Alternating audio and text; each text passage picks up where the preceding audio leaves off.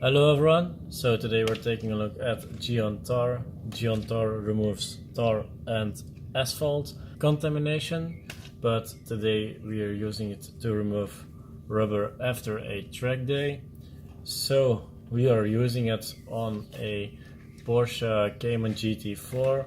The link of the car on track will be down below, so you can check it out on the channel of the owner of the car. So gyeon tar is pH neutral. It is safe on all surfaces.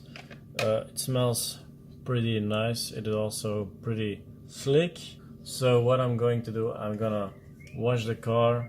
I'm gonna dry it with the rubber still on, and after I'm gonna spray some tar on the surfaces where the rubber is, and I will let it sit for about 2 minutes, and after I wipe it off with a microfiber towel.